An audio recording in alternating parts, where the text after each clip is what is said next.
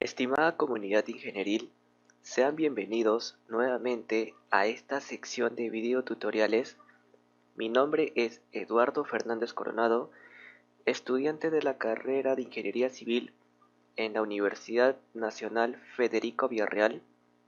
En esta ocasión, en colaboración de la Asociación de Ingeniería Estructural del Perú, ASOCIEP, les traemos un video más del curso de estática.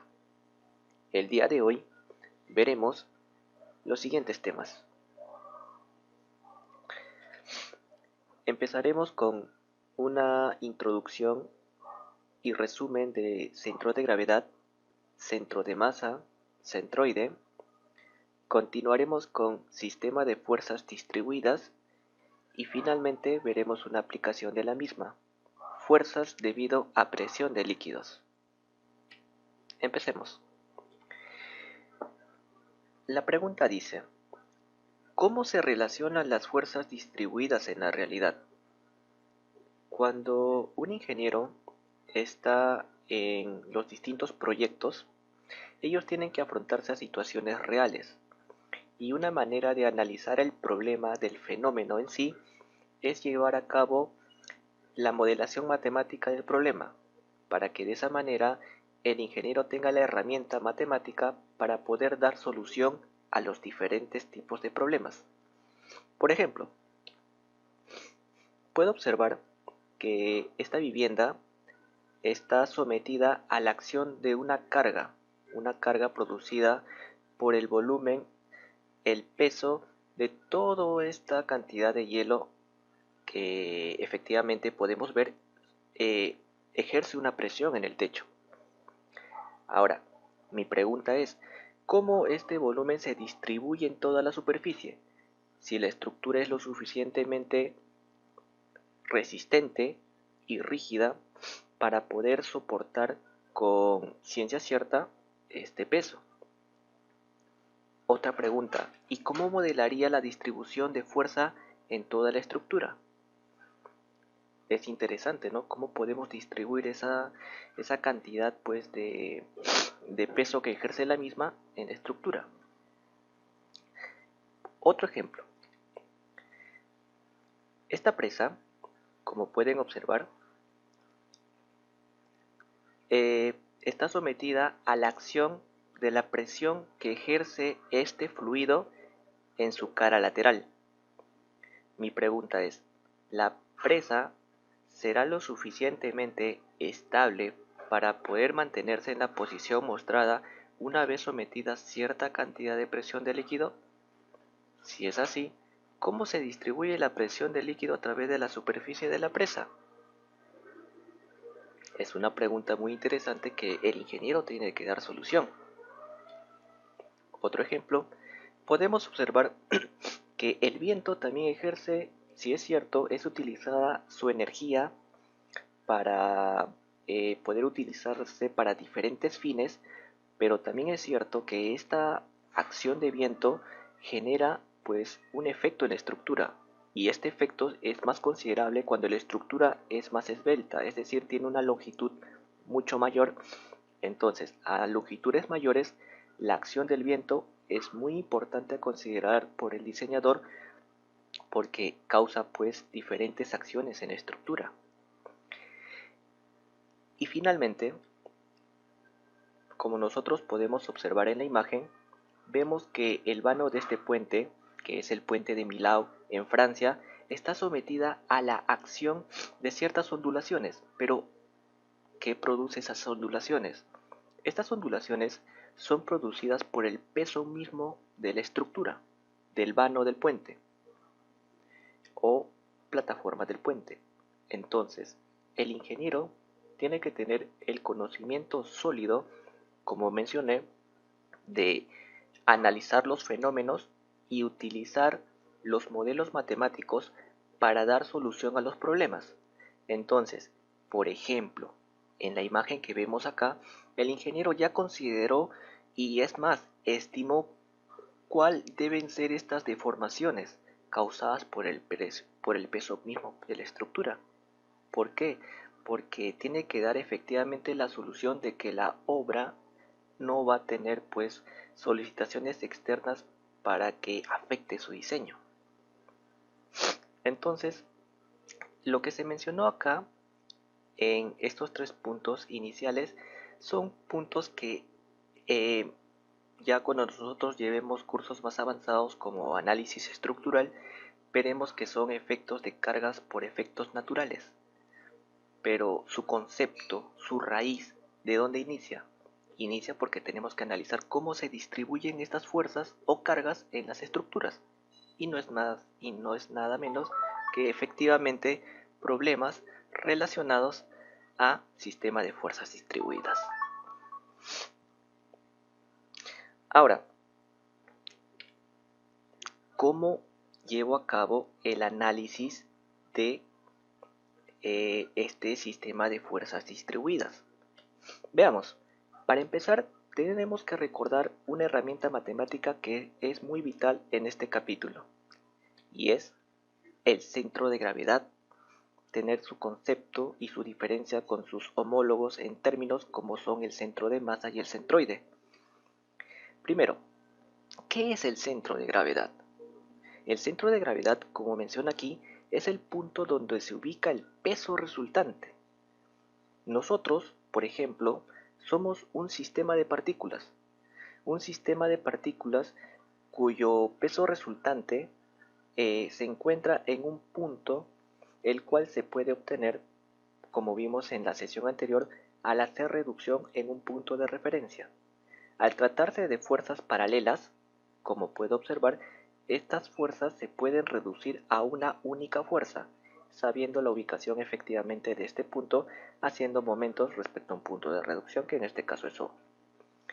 Mencionado ello, como mencioné, haciendo reducción, en X, en Y y en Z puedo obtener la ubicación efectivamente de esta fuerza resultante, que no es nada y no es nada menos que el centro de gravedad. El centro de masa, pues tengo que incorporar el término que la masa multiplicada por la aceleración de la gravedad es el peso. Y si la gravedad es constante, entonces, homologando con la definición anterior, digo que el brazo de momento ahora con índice o referencia masa me dará también la ubicación del centro de masa. Para finalizar, el centroide es el centro geométrico del cuerpo. Creo que el mismo nombre hace referencia a la definición que tiene, ¿no? Ahora me dice, si el material es un cuerpo uniforme u homogéneo, el peso específico o la densidad serán constantes. Entonces se puede utilizar las expresiones usadas para determinar el centro de masa. Cuando yo determiné el centro de masa, determinaba en función a la masa, pero la masa también se desprende en función del peso. Entonces, si yo digo que el peso específico y la densidad son constantes, entonces yo puedo categorizar, o mejor dicho, ampliar a mis 3 solicitaciones principales que voy a analizar, los cuales son para un volumen, para un área o para una línea, ya que, como mencioné, el centroide es una definición geométrica del cuerpo. Otro punto importante a considerar es que cuando el cuerpo es homogéneo y presenta pues efectivamente una densidad constante, los puntos de centro de gravedad, centro de masa y centroides resultan ser los mismos. Definiciones que nosotros ya conocemos. Ahora, otro trabajo importante en esta parte es también cuando nosotros nos encontremos con áreas compuestas. ¿Por qué? Porque en el tema de equilibrio del cuerpo rígido nos encontraremos con cuerpos que no van a tener un área una área sencilla, sino un área compuesta. Entonces nosotros, para determinar el centroide de ese cuerpo, necesitamos hacer un cuadrito como este, un cuadrito de construcción en los cuales, como puedo observar acá, pongo área, mi eje respecto a X, mi eje respecto a Y, el producto de las mismas en X y en Y, que no es nada más y nada menos que los puntos de reducción en X en Y. Ahora, todo esto parte de un sistema de referencia que yo ponga inicialmente.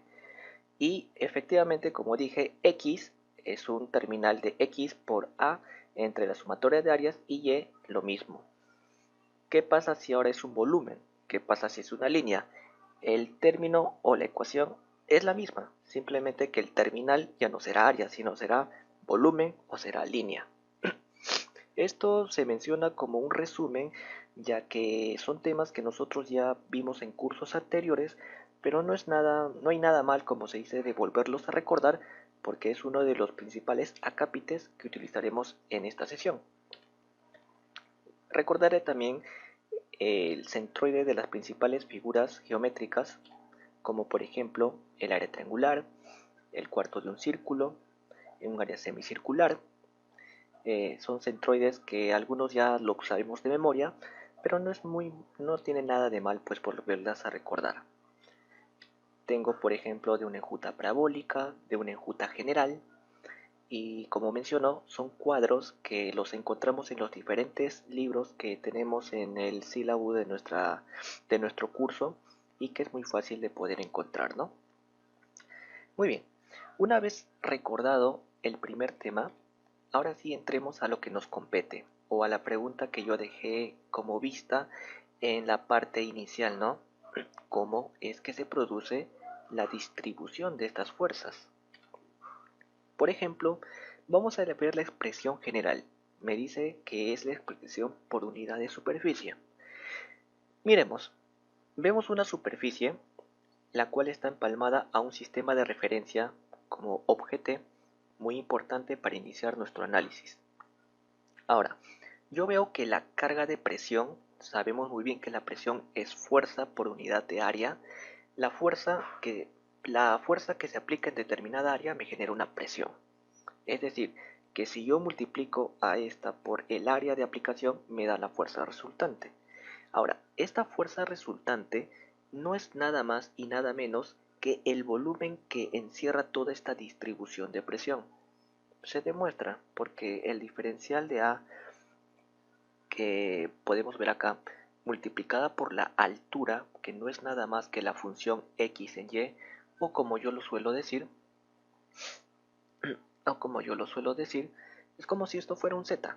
Si yo lo trabajo ya en los conceptos ya matemáticos, porque estoy trabajando en 3 dimensiones, z, que es igual a p, para verlo ya en 3D, es una función que efectivamente se relaciona o está embarcada en función de x y en función de y.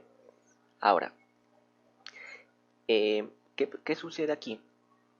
Sucede que muchos de nosotros, cuando queremos determinar el volumen de superficie, bueno, el volumen, perdón, de las diferentes formas geométricas, utilizamos la herramienta del cálculo integral, ya que sabemos que el cálculo integral, si yo quiero determinar este diferencial de volumen, tendría que integrar toda esta superficie. Es decir, la integración de la altura por el área, porque ese es el diferencial de volumen. El diferencial de volumen no es nada más que multiplicar el diferencial de área por altura, me da pues el diferencial de volumen. Si yo hago esta integración, tengo la fuerza resultante. Ahora, nosotros podemos hallar esta fuerza resultante por la doble integral. Sabemos una de las aplicaciones de la doble integral que me permite determinar volumen de superficies. Lo comento porque es una forma de solucionar el problema. Una vez determinado ello, tengo que saber el punto de aplicación de esta fuerza resultante. Y los brazos, como yo le menciono, siempre voy a mencionar de brazos porque es un término relacionado al tema de momentos. Digo que no es nada más que multiplicar el brazo de reducción. Si vas a hallar en x, brazo de reducción en x por la función que ya analizaste de volumen. Es decir, x por diferencial de volumen entre el volumen me da la ubicación en x. Y lo mismo sucede con el caso de y. Esto es cuando yo quiero resolver el problema de una manera de cálculo integral, una de la aplicación de cálculo integral. Pero yo siento que algunas de nuestras, esto lo digo de manera general, pero nosotros sabemos que en nuestra realidad nosotros se nos es un poco más práctico convertir la distribución volumétrica en una distribución pues más simple. Y eso puede suceder cuando yo lo expreso por unidad de longitud. es decir, la carga lo expreso en unidad de longitud, lo cual en la vida del diseño estructural es muy usado y lo vamos a ver en los diferentes ejercicios. Por ejemplo, yo puedo ver acá que tengo una viga la cual está sometida a un sistema de presión, o sea, P es presión, ¿no? Muy bien, pero yo quiero saber que esta distribución de presión, ¿cómo lo puedo, digamos, hacerlo el análisis más simple? Primero tengo que recordar unidades. La presión, como mencioné, unidad de fuerza entre área. B, que viene a ser el espesor de esta viga. ¿Qué pasa si yo multiplico la presión por el espesor? Obtengo una unidad de carga entre unidad de longitud. Y al hacer esta operación, obtengo pues una carga lineal. Una carga lineal que me permitirá saber cómo se distribuye ya no la presión, sino la fuerza, pero esta vez por unidad de longitud. Es decir, tengo la forma geométrica coplanar, que es más sencilla que la anterior, y la defino como una función que tiene como función de cambio el x, ¿correcto? Entonces, el análisis se resume aún más sabiendo que si yo multiplico este diferencial de x por su altura, que no es nada más que w por x, me daría la fuerza resultante. Y si quiero determinar la fuerza resultante en toda la carga distribuida, pues no es nada más que una simple integración. Como veo acá, altura por base, que es el área. Al saber el área de toda esta región, obtengo pues la fuerza resultante. Ya no un volumen, sino una área. Y ahora, ¿cómo determino el punto de aplicación de esta fuerza resultante? Pues no es nada más que hacer un sistema equivalente, es decir, hacer una reducción en función a un punto arbitrario, que en este caso será O, y al hacer esa operación, como puedo observar acá, un sistema equivalente, digo que X, la ubicación de X, no es nada más que hacer reducción en función de X entre el área total. Y de esa manera tengo la fuerza resultante y la ubicación de esa fuerza resultante en un sistema pues por unidad de longitud, o denominado también sistema coplanar. Veamos una aplicación, ¿correcto? Dice que vamos a ver una viga sometida a su peso propio. Para empezar, nosotros cuando trabajemos, el material más usado es el concreto. Y debemos saber, por ejemplo, que el concreto tiene para este ejemplo, por ejemplo, estoy trabajando con un concreto cuyo peso específico es de 2500 kilogramos fuerza por metro cúbico. Otra consideración también para los problemas.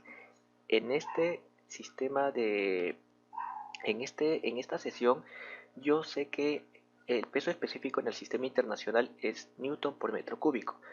No estaré trabajando con el sistema internacional, sino estaré trabajando con el sistema técnico de unidades, el cual me dice que la unidad de fuerza es el kilogramo fuerza, o antiguamente también llamada como kilopondio, pero es un sistema antiguo, pero también en la actualidad sigue siendo usado. Por eso hago el hincapié, ¿no? Para no confundirnos en unidades. Una vez mencionado ello, si yo sé que el peso específico es fuerza entre unidad de volumen y yo sé que el volumen es el área por la longitud, ¿qué pasa si al peso específico lo multiplico por el área de la sección transversal? Donde acá digo no, donde mi W va a ser peso por metro de estructura y el área es la superficie de la sección transversal. Pues estaría obteniendo lo que mencioné en la diapositiva anterior. Acá está la viga, por ejemplo. La viga, que tiene una luz de 5 metros, tiene un ancho de 25 centímetros y un peralte de 35 centímetros. Esto sería mi problema. ¿Cómo hago el modelo matemático de la distribución de su peso propio? Pues simplemente digo que la distribución lineal, porque sé que yo como teoría de diseño digo que el cuerpo es homogéneo, Entonces, si es homogéneo, quiere decir que la distribución de su peso es de manera homogénea y lineal. ¿Y cómo obtengo este valor? Como mencioné aquí, es multiplicar el peso específico por el área de la sección transversal, pero en este caso yo lo estoy representando por unidades del sistema internacional, es decir, que la operación se convertiría no en multiplicar 2500 por 0.25 por 0.35 por 10 kilogramos por metros, perdón, 10 kilogramos en la aceleración de la gravedad, pues no, 10 metros por segundo al cuadrado. De esa manera estaría determinando la carga P, que en este caso lo puse P, pero sabemos que es W, de 2.19 kN metro. A lo que quiero dar o a lo que quiero llegar es que de un sistema o de un caso real llevé a cabo su modelo matemático y transformé una carga superficial causada por el peso mismo de la estructura, que es una viga, a un modelo pues coplanar o unidad por longitud. Esto lo que podemos ver acá es una distribución de carga por peso propio. Real, modelo matemático. Veamos otro ejemplo. Viga sometida a una losa, dice. Por ejemplo, yo tengo que, digamos, esta losa me ejerce una presión de 1.80 kN por metro cuadrado. Como mencioné en el caso general, ¿qué pasa si a esta presión lo multiplico por el espesor, que es de 2.1 metro? Me estaría dando pues la distribución lineal de carga, o el W. Si tengo esta distribución lineal de carga, pues lo puedo representar así. Esta viga está sometida a la acción de esta carga. Entonces pueden observar ustedes cómo yo voy de un caso real a un caso de modelo matemático, expresión que yo utilizaré para diseñar, por ejemplo, esta viga. Una aplicación de la fuerza distribuida en los cursos que vamos a ver más adelante. Hay que recordar, como vuelvo a mencionar, que P en este caso es peso por metro de la estructura, cuyas unidades, como mencioné, por unidad de longitud, peso entre unidad de longitud. Y B, pues la base, ¿no? Eso siempre hay que tener entonces como consideración para esta parte inicial. Muy bien, vamos a ver un ejemplo de fuerzas distribuidas y me dice, ¿no? Calcular los valores de la fuerza en B y de la fuerza B y QB. Acá tengo la fuerza B y acá tengo QB. Para que los sistemas mostrados sean equivalentes. Muy bien, recuerdan ustedes que al inicial yo empecé con centroide. ¿Por qué es importante centroide? Porque como yo vi en la demostración de la clase, mencioné que cuando son coplanares, el problema de fuerzas resultantes se resume en saber el área debajo de la curva y el centroide en función, si en este caso pongo como sistema de referencia X, entonces el centroide en torno a X, nada más, y hacer momentos respecto a un punto de reducción y fin del problema. Entonces, eso es lo que haré acá. Fijaré un sistema de referencia en A para el sistema 1 y determinaré el valor de Q1 y Q2. Q1, el área. Sabemos que es base 3, altura 5, entre 3. Y el punto de aplicación respecto a A no es nada más que perdón, como estoy empezando del lado, o sea, esto es un cuarto. Si parto de esta línea, si parto de esta referencia, vamos a hacerlo más ordenado. Si yo mido desde aquí,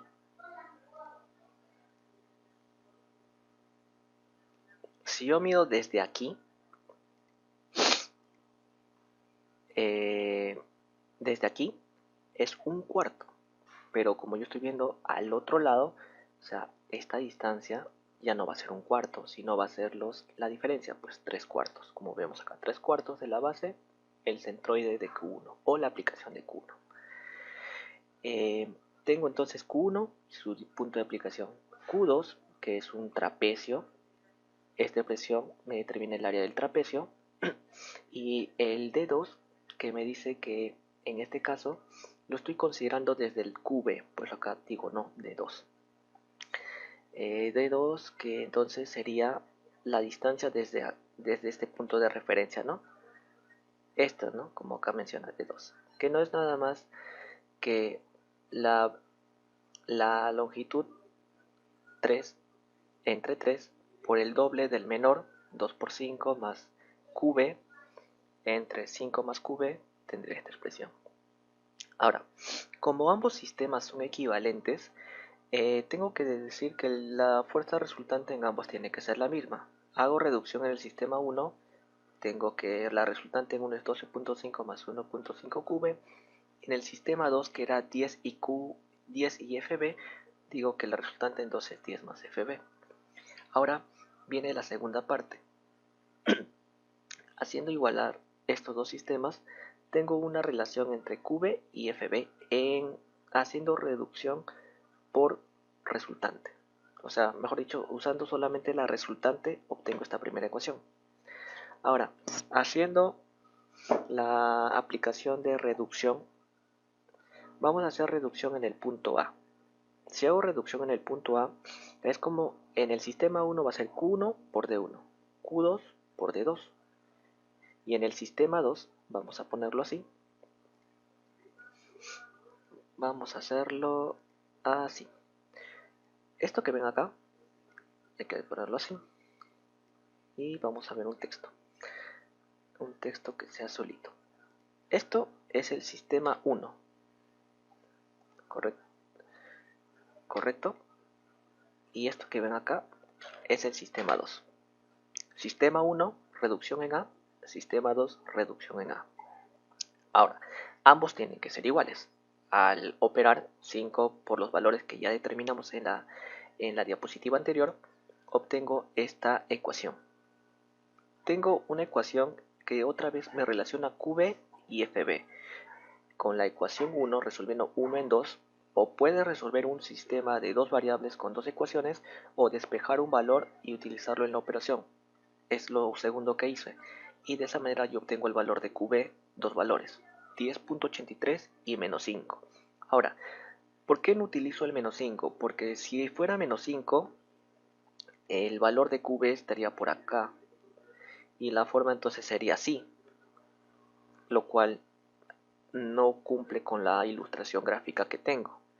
Entonces tengo que utilizar el valor positivo que me dice que es acá arriba, ¿no? Lo cual sí cumple con la forma geométrica que es mi distribución de carga. Ahora, si tengo el valor de 10.83, reemplazo ya sea en 2 o en 1 y obtengo pues los valores que me piden, ¿no? QB y FB. Listo.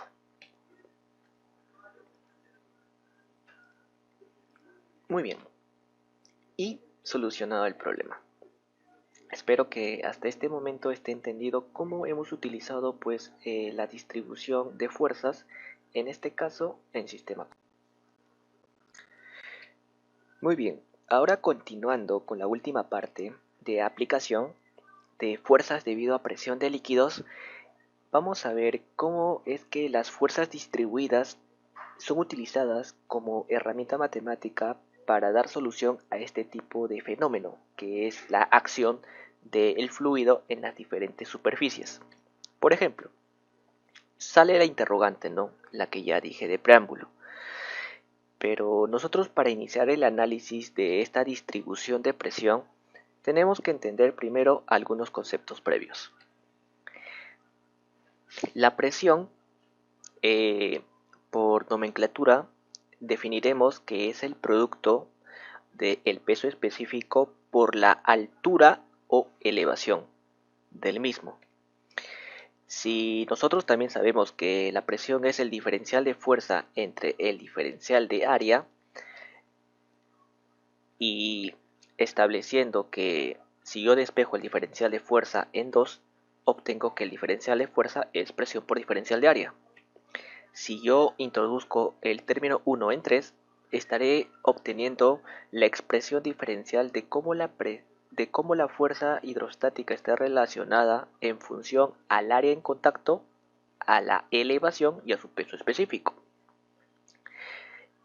Si yo quiero determinar esa fuerza resultante, es simplemente la integral de la misma, y si quiero ubicar la ubicación de la resultante, es hacer reducción en y, es decir, multiplicar por el brazo en y, esta integral superior entre la integral inferior, que viene a ser la fuerza resultante, me daría pues como resultado la fuerza misma. Perdón, la ubicación de este y donde está actuando esta fuerza. Hay que recordar, para continuar, algunos de los conceptos muy importantes que se tienen que analizar en este apartado. Para empezar, la presión P significa presión de líquido, cuyas unidades están en kilogramos fuerza por metro cuadrado, les vuelvo a recordar, utilizando el sistema técnico de unidades. Gamma es el peso específico, que es kilogramos por metro cúbico, y, que me representa la elevación o altura, y B, que me representa la profundidad. Acá quiero dar un breve hincapié, ¿no? Un breve hincapié. Esta presión es B. B es conocido como profundidad, pero también en algunos textos lo dicen simplemente como ancho. Y algunos en la nomenclatura de los términos de la mecánica de fluidos solemos confundir cuando nos mencionan profundidad y cuando nos mencionan elevación. Por eso, vuelvo a recalcar, algunas de estas terminologías fueron adoptadas de esos textos para tener un conocimiento más sólido de lo que vamos a venir analizando. Una vez aclarado ello, quiero decir ahora que en la aplicación de los diferentes problemas que nos vamos a acontecer, la deducción de esta aplicación del cálculo es, como ustedes pueden ver, una aplicación directa del cálculo integral. Pero, ¿para qué me podría servir deducir algo tan, por así decirlo, de irlo de una manera de integrales para solucionar algunos problemas sencillos, como por ejemplo cuando la superficie en contacto es una figura simple, que en este caso es un rectángulo?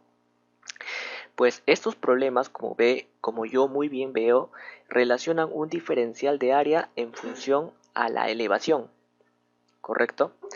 ¿Qué sucediese ahora si la superficie en contacto sería un círculo? ¿Qué pasaría si ahora la superficie en contacto es un triángulo? ¿O es una elipse? ¿O es una parábola? ¿Correcto? Son distintas formas geométricas que puede adoptar la superficie en contacto.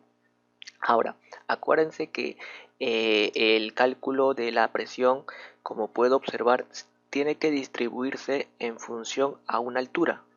Es decir, yo tengo que establecer que cómo actúa la presión a cierta altura, y esta presión tiene que distribuirse en toda esta área. Entonces es por eso que es muy importante partir de una forma global como es el cálculo diferencial, para poder obtener de manera correcta y álgida nuestras soluciones. Otro caso que también se presenta mucho es cuando nosotros analizamos superficies inclinadas, como el caso que podemos ver aquí, el cual podemos ver que la superficie es inclinada. Ahora, la definición misma me dice que la presión es peso específico por elevación, pero elevación que es considerada perpendicular a la superficie de contacto. Es decir, esta es la superficie de contacto, la elevación que yo tomo como referencia tiene que ser perpendicular. Perdón, tiene que ser así, perpendicular. ¿Correcto? Ahora, pero en estos ejercicios que yo veo, cuando la superficie inclinada, mi y ya no es el horizontal, no es el vertical, sino el y que estoy analizando es el inclinado.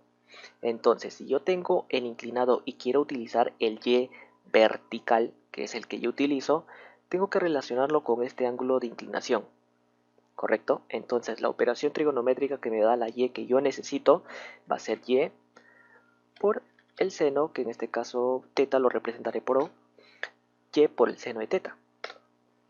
Entonces, esta expresión de y por seno de teta es la que voy a introducir en esta ecuación diferencial de fuerza. Ahora va a ser gamma o peso específico por y por el seno de teta por diferencial de área. Y la ubicación de la operación de la fuerza resultante y la ubicación del punto de aplicación corresponderán en el mismo procedimiento que ya se mencionó. Muy bien, mencionado ello, muy bien, vamos a ver ahora cómo es que se produce la aplicación del ejercicio anterior. Como yo puedo ver, como mencioné, la presión tiene una distribución lineal debido a que es una función en relación a la elevación, o sea, peso específico por elevación. Ahora, como yo digo, en este problema digo que la profundidad o ancho es 5 metros, la elevación es de 2.20 metros. Para determinar la presión en el fondo simplemente es multiplicar el peso específico por el mismo y tengo una presión de 2.200 kilogramos fuerza por metro cuadrado. Ahora, para yo determinar la fuerza resultante y el punto de aplicación de la misma, si lo trabajo de manera volumétrica tendría que determinar el volumen de todo este sólido, ¿correcto?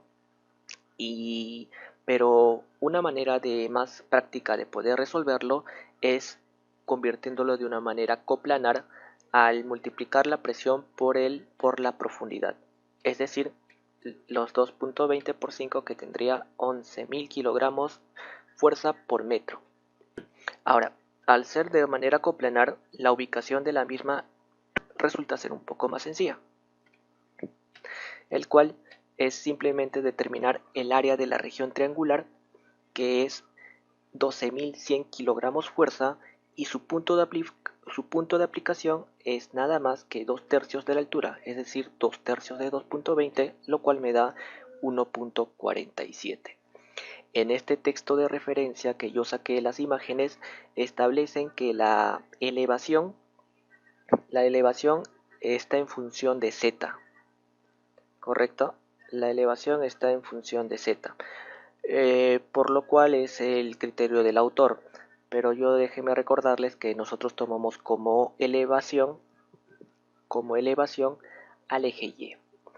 Y si tenemos superficies inclinadas, pues como yo les mencioné, esta altura tiene que representarse en función a la elevación vertical, lo cual se obtiene por una operación de descomponerlo por su respectivo seno o proyección, ¿no? Secciones curvas. Nosotros debemos entender que la distribución de presión en secciones, ya sea planas, curvas, la presión siempre es perpendicular a la superficie.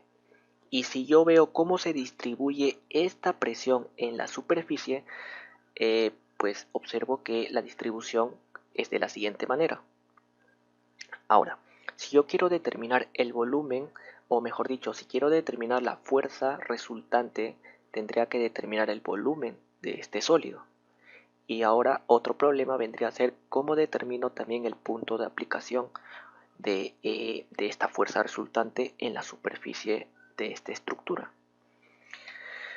Pues una solución puede ser trabajar con los componentes cartesianos o los componentes de la fuerza resultante. En este caso trabajaré con la componente de la fuerza horizontal, que obedece la misma ley anterior que me mencionaba, la distribución lineal de presión, y la componente vertical, que viene a ser el volumen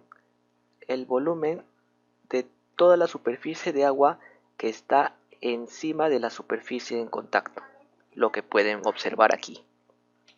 Entonces, el problema se resume, el problema se hace más sencillo de esta manera, ¿no? ¿Por qué? Porque puedo decir que esta va a tener una componente vertical y esta va a tener una componente horizontal, y las mismas me van a dar una resultante, ¿correcto? Vamos a trabajarlo como mencionamos. Esta es la componente vertical y esta es la componente horizontal. Ambas componentes me van a dar una componente única que es la fuerza resultante. Ahora, pero esta resultante, como ustedes pueden apreciar, va a tener una línea de acción. Efectivamente va a tener una línea de acción. Y esta línea de acción es la que efectivamente yo tengo que analizar para determinar el punto de centro de presión. ¿Y cómo hago eso? Pues primero, para empezar, yo tengo que establecer álgidamente siempre un sistema de referencia. Un sistema de referencia, el cual yo estableceré de la siguiente manera. Al tener un sistema de referencia, yo puedo establecer que según este sistema de referencia, la ecuación cartesiana de esta sección puede ser una parábola, ¿correcto? Digamos que es una parábola y esta línea de acción de la fuerza es una recta. Entonces, si yo intersecto dichas curvas, estaría determinando de manera concisa pues el punto de intersección o centro de presión de acción de la fuerza resultante en el cuerpo, ¿correcto? De esa manera pues estaría dando solución al problema. Veamos una aplicación. Por ejemplo, la compuerta triangular mostrada tiene un ancho de 1.5 metros, ancho o profundidad, y está sumergida en agua cuyo peso específico es de 1000 kilogramos fuerza por metro cúbico.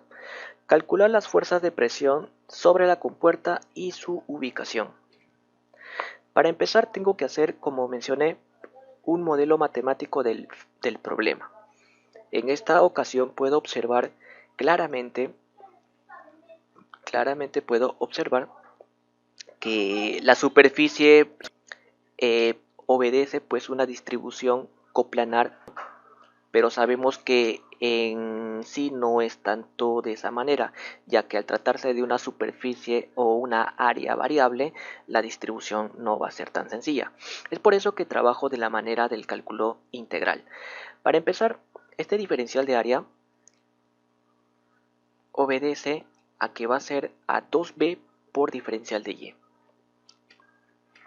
O sea, de la siguiente manera, el diferencial de fuerza, recordemos que es peso específico, elevación diferencial de área, y el diferencial de área, que es el término que acabo de enmarcar, no es nada más que decir 2b por diferencial de y.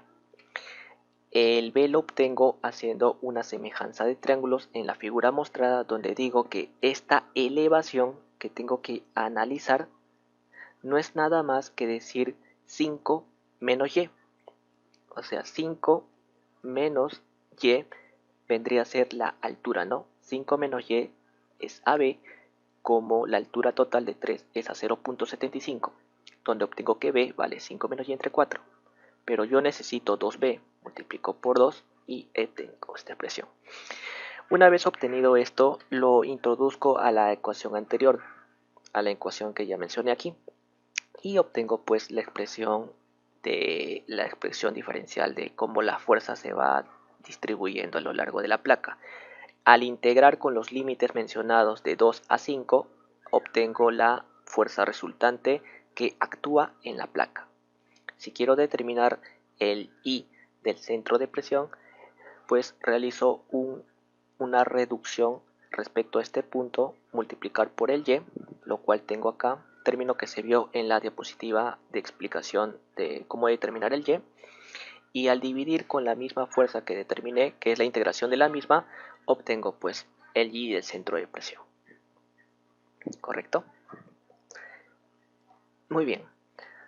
Una vez mencionado ello, quiero indicarles cómo es que funciona o cómo es que se representa esta distribución de presión en la placa. Como podemos observar, coplanarmente se miraba como una distribución trapezoidal, pero volumétricamente, al tratarse de un área variable, sabemos que no es así. Es por eso que nosotros lo que determinamos en esta parte es hemos determinado la ubicación o bueno, el punto de acción de esta fuerza, que es la fuerza resultante, y determinamos esta profundidad, que es el Y centro de presión, ¿no? El Y centro de presión, que es igual a 3.17 metros, ¿correcto? Ahora continuando con la explicación, eh, el muro de retención mostrado tiene un ancho de 3 metros y está sumergido en agua. Calcula las fuerzas de presión del líquido sobre el muro y la ubicación de su centro de presión. Para empezar, yo siempre establezco un sistema de referencia, como mencioné anteriormente, el cual me dice que si se trata de superficies curvas, descompondré esta resultante en sus componentes horizontal y vertical, ¿correcto? Ahora, si yo quiero determinar la fuerza en X, yo tengo que entender que esta fuerza es efectivamente es el uso de la W, ¿no? El cual me dice que la distribución lineal o la carga W es la elevación por el peso específico por la profundidad, lo cual sería 3 por 4 por 1000, que serían los 12.000 que se mencionan aquí. Una vez mencionado ello, obtengo pues la ubicación también del Y1 o del punto de aplicación de la fuerza, que es la elevación que tengo que mencionar aquí, que va a ser 1/3 de la base. Resumiendo ello, tengo la fuerza en X y la fuerza y su punto de aplicación. Ahora, la fuerza Y lo puedo obtener de muchas maneras. La manera que yo en esta oportunidad voy a determinar es haciéndolo por el cálculo integral, el cual me dice que tengo que determinar el área de esta región, que no es nada más que decir que curva superior 4 menos curva inferior x cuadrado, una integral que va definida de 0 a 2, lo cual sería el área multiplicado por la profundidad de 3 metros o ancho y multiplicado por el peso específico, me estaría dando como resultado la fuerza en su componente vertical. Área, ancho, peso específico. Muy bien, lo cual obtengo la fuerza en Y, 16.000 kilogramos fuerza. Si quiero saber la ubicación en X respecto a mi sistema de referencia, no es nada más y nada menos que dividir pues el momento generado en función a X entre la área que se determinó, el cual es el valor de 3/4. Finalmente tenemos que la fuerza resultante es su componente horizontal, su componente vertical, expresado como vector, ¿no? Y la resultante es el módulo de dicha expresión vectorial, que sería 28.844 kilogramos fuerza. Ahora, una vez obtenido ello, yo digo que la fuerza resultante efectivamente es parte de sus componentes cartesianos. Si quiero determinar la segunda parte, que es el punto de aplicación, tengo que recordar este concepto de la sesión 1, que era el momento respecto a un punto de aplicación cuando las fuerzas son coplanares, es decir, que yo puedo determinar la ecuación de la línea de acción de esta fuerza. Paso seguido es realizar determinar este momento respecto a O hacer la reducción de las componentes respecto a O. Puedo hacerlo de manera vectorial o puedo hacerlo de manera escalar, pero sea cual sea el modo, tengo que respetar, por ejemplo, mi convención de signos. En este caso yo veo que tanto la fuerza en X como la fuerza en Y me generan momentos en sentido horario, es decir, en sentido negativo. Es por eso que yo establezco que el momento en O es la componente horizontal por su brazo, componente vertical por el brazo, pero ambos de manera negativa, respetando la convención de signos. Tengo un momento en O de 44.000 kilogramos fuerza. La expresión 2 igualando a la expresión 1 obtengo de esta manera la ecuación de la línea de acción de la fuerza resultante, lo cual viene a ser pues una ecuación como la que se muestra. Una vez obtenido ello y teniendo un sistema de dos ecuaciones en la cual tengo la ecuación de la recta de la línea de acción de la fuerza resultante y la ecuación de la forma geométrica de la sección de la represa o de la estructura de soporte, puedo obtener el punto de intersección, el cual en este cuadrante viene a ser de x1.061, reemplazando obtengo el y del centro de presión 1.126, lo cual lo puedo observar en esta imagen, x y y. Y de esta manera estaría dando solución al problema en mención. Por mi parte, espero haya sido de su agrado la solución de estos ejercicios y siempre pues dándoles el preámbulo de que, como ustedes pueden ver, nosotros empezamos de tener, por ejemplo, problemas de los distintos fenómenos que nos encontramos y vimos cómo esos problemas lo modelamos como fuerzas distribuidas a través de un modelo matemático.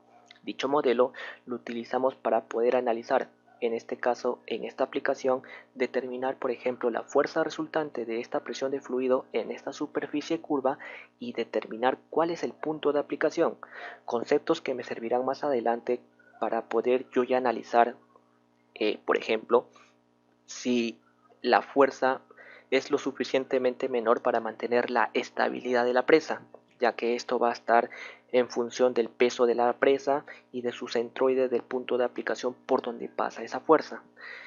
Es un ejemplo. O si la elevación de la presa es lo suficientemente es lo suficiente para mantener su estabilidad. Problemas que nos vamos a encontrar no solamente en este curso, porque vamos a ver en equilibrio del cuerpo rígido, sino también en cursos más adelante de carrera, pero entendiendo que se partió desde la raíz en este apartado, ¿no? Bueno, espero que los ejercicios hayan sido de su agrado. Es un placer de mi parte poder acompañarlos y explicarles también el procedimiento. Reciban un gran saludo de mi parte y de la familia de Associate para ustedes. Gracias.